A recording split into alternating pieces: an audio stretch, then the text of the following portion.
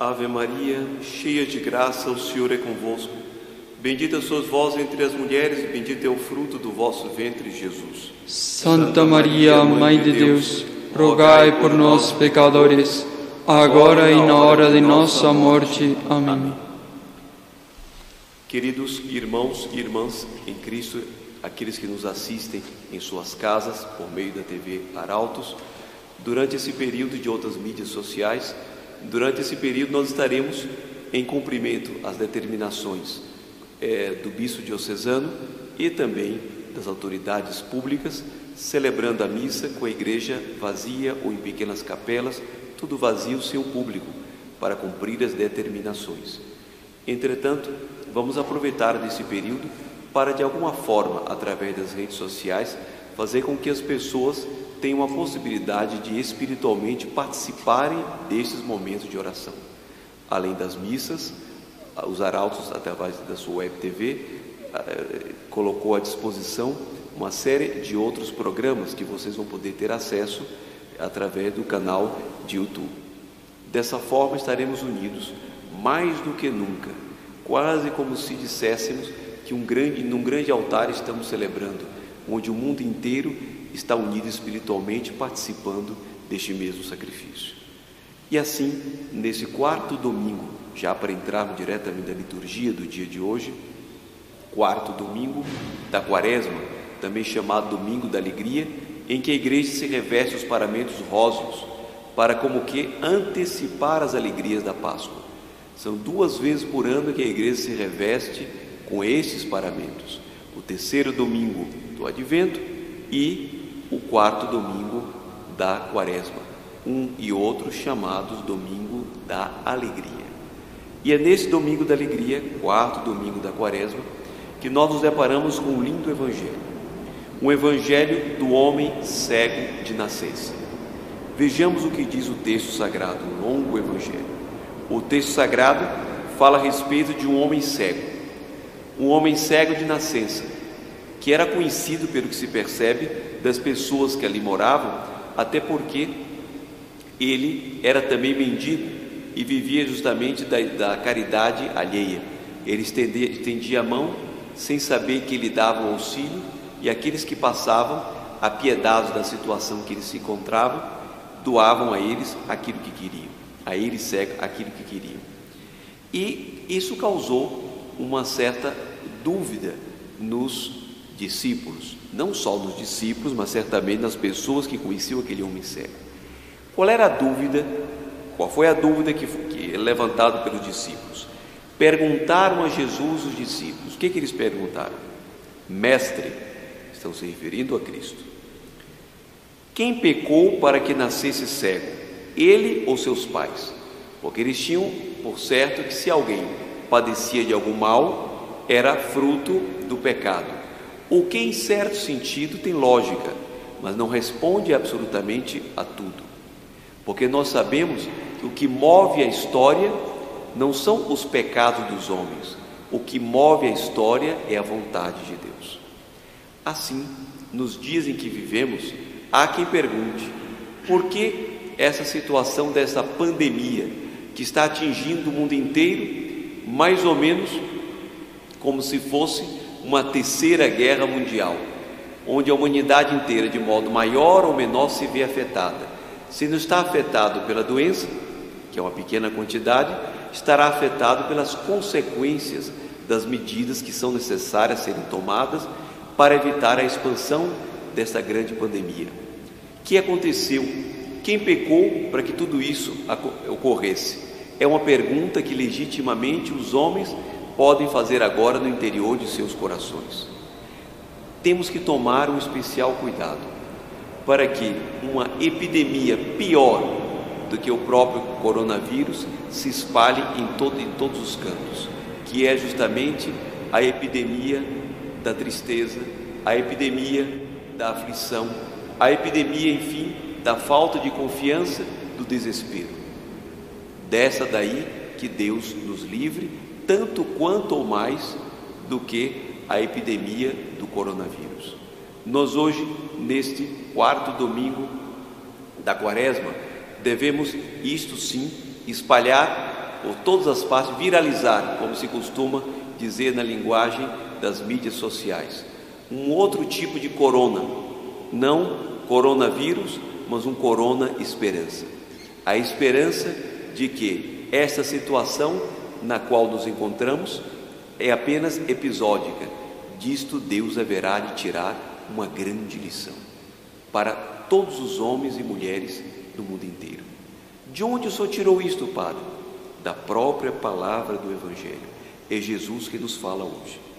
Nem ele, referindo-se ao homem cego, nem seus pais pecaram, e de algum modo espiritual podemos afirmar que ele se refere a todos os homens do mundo inteiro que se perguntam por que está acontecendo isto. Nem ele, nem seus pais pecaram, mas isso serve para que as obras de Deus se manifestem nele. As obras de Deus haverão de se manifestar nesta grande crise que a humanidade, pela qual a humanidade passa no momento. A primeira obra de Deus que haverá de se manifestar é que Jesus, nosso Senhor, tem que ser colocado no centro. No centro como luz, como ele mesmo diz, que ele, sendo luz, haverá de, enquanto ele estiver no mundo, ele é a luz do mundo, eu sou a luz do mundo, diz Jesus, para justamente manifestar as obras do Pai. Segundo, Jesus também é uma pedra de escândalo. Onde ele se encontra, tudo se divide.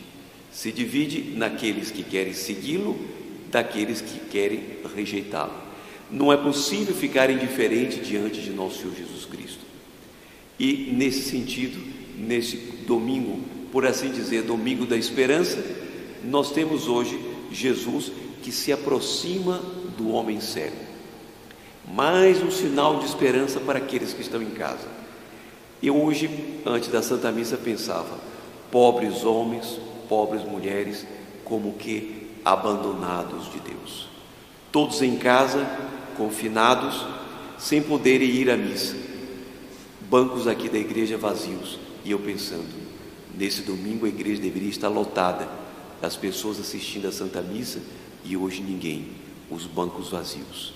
Os homens abandonados por Deus, meu Deus, meu Deus. Depois, quando li esse Evangelho, dei-me conta, isso não é verdade. Jesus, na sua infinita misericórdia, a rogos de Nossa Senhora, encontrou meios, e haverá de encontrar meios, sempre, sempre, sempre, para, de alguma forma, amparar aqueles que procuram sinceramente por Deus, aqueles que precisam de Deus, a exemplo deste pobre cego. Os homens não podem vir à igreja, mas Jesus não está impedido de visitar a cada um, a cada uma dos que se encontram em seus lares. Ele vai ao encontro de todos. Para quê? Para curar da cegueira, para fazer com que os homens e mulheres passem a ver a Deus com toda a nitidez, cegos de Deus. Depois desse encontro com Nosso Senhor, serão curados dessa cegueira. Curados dessa cegueira porque Jesus vai tomar a iniciativa de curar a todos e todas que se encontram em casa neste momento, no Brasil e no mundo inteiro. Portanto, é um domingo de esperança. Esperança que nos é especialmente também assinalada pelo Salmo de Resposta. O Salmo de Resposta, que é o Salmo 22, vai nos estimular a confiança. Não há razão para a tristeza ou pânico. Por quê? Porque o Senhor é o pastor que me conduz. Não me falta coisa alguma. Se não se deixarem conduzir por Ele, aí sim, tudo faltará. Mas se deixarem conduzir por Ele, nada falta.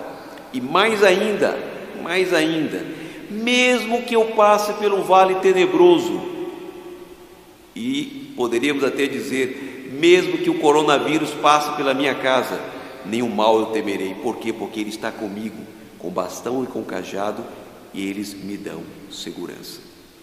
E o Salmo conclui dizendo, preparais à minha frente uma mesa. Portanto, é Ele Deus quem prepara, Ele Deus quem conduz, Ele Deus quem alimenta, Ele Deus quem sustenta. Por isso, nenhum mal se deve temer. Nenhum mal se deve temer.